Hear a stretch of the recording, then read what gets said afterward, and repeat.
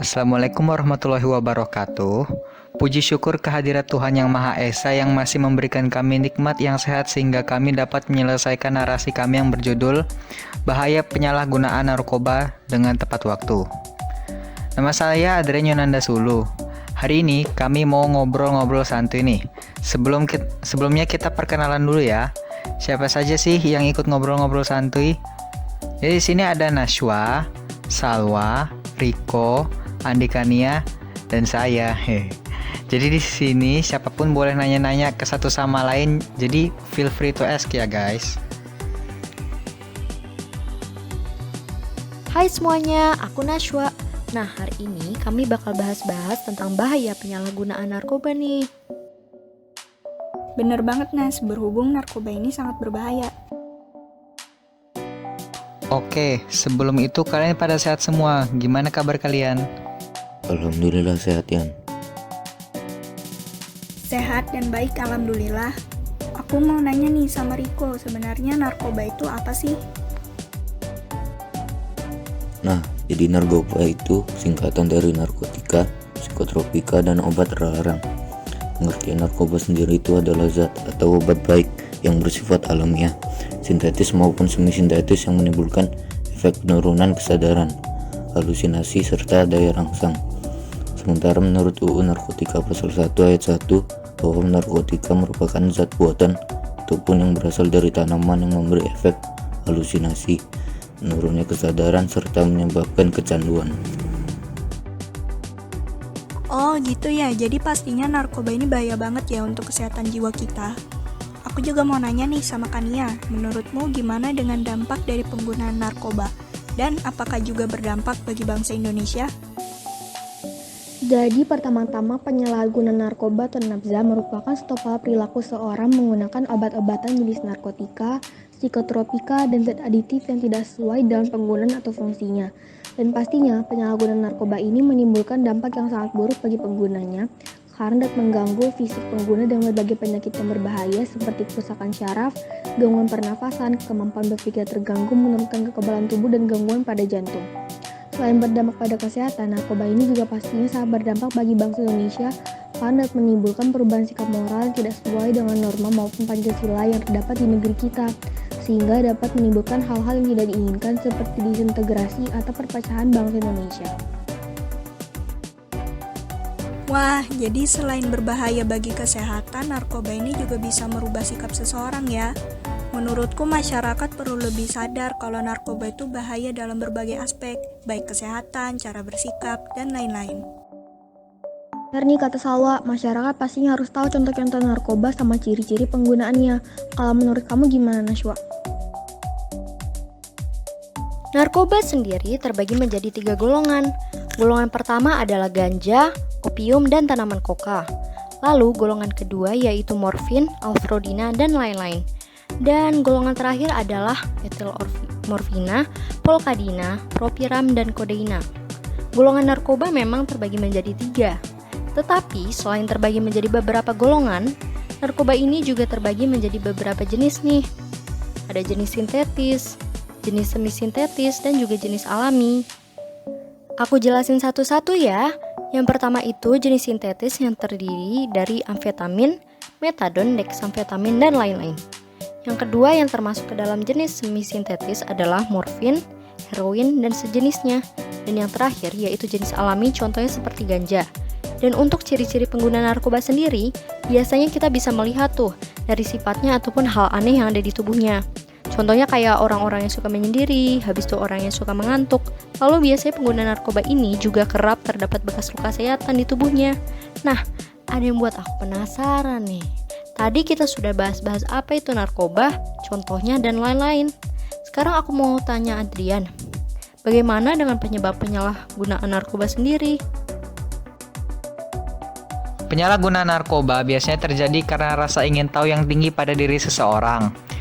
Di sisi lain, dapat dialami oleh penderita gangguan mental, misalnya gangguan bipolar atau skizofrenia, yang awalnya untuk meredakan gejala yang dirasa, tetapi malah disalahgunakan oleh beberapa penderita. Selain itu juga ada faktor lain yang dapat meningkatkan risiko seseorang melakukan penyalahgunaan narkoba. Misalnya seperti memiliki teman pecandu narkoba. Ini bahaya karena dapat menjadi pengaruh buruk bagi teman sebaya lainnya. Lalu orang-orang yang mengalami masalah ekonomi. Biasanya orang-orang ini sering menjual berbagai jenis narkoba dengan harga yang mahal untuk mengatasi masalah ekonominya. Oleh itu kita juga harus hati-hati. Selain itu, orang-orang yang mengalami masalah hubungan dengan kerabatnya atau mengalami kekerasan fisik dengan orang di sekitarnya pun juga bisa terpengaruh karena mereka merasa bahwa narkoba ini bisa merubah segalanya dan mengatasi masalah mereka. Oh, jadi gitu ya? Jadi, dari orang yang tidak dikenal maupun yang dikenal bisa mempengaruhi satu sama lain. Dan juga penyebab penyalahgunaan narkoba ini bisa menyebabkan resiko yang tinggi dari segi kesehatan dan mental pengguna ya. Oh iya, aku mau nanya sama Salwa. Apa aja tanda-tanda dini dari pengguna narkoba dan gejala penyalahgunaan narkoba itu seperti apa? Tanda dini penggunaan narkoba ada banyak. Contohnya mengabaikan perawatan dan kerapian diri, disiplin pribadi mengendur, suka menyendiri, menghindari dari perhatian orang lain, cepat tersinggung dan cepat marah, tidak jujur, menghindari tanggung jawab, sering berlama-lama di tempat tak biasa seperti kamar mandi, WC, gudang, dan lain-lain, dan suka mencuri barang di rumah. Ada juga gejala penyalahgunaannya seperti menjadi malas, kurang memperhatikan badan sendiri, hidup tidak teratur, tidak dapat memegang kepentingan orang lain, dan egosentrik. Oh ya Adrian, aku penasaran gimana sih hasil identifikasi penggunaan narkoba di Indonesia? Survei dari Badan Narkotika Nasional atau BNN dan Lembaga Ilmu Pengetahuan Indonesia atau LIPI menunjukkan 2,3 juta atau 3,2% mahasiswa dan pelajar di Indonesia pernah mengonsumsi narkotika. Nah, jadi bisa dibilang cukup tinggi. Oh begitu ya. Oleh karena itu kita harus hati-hati ya teman-teman dalam memilih teman dan bertemu orang yang tidak dikenal. Nah teman-teman, kita juga perlu tahu dampak fisik narkoba terhadap fisik dan kejiwaan kita.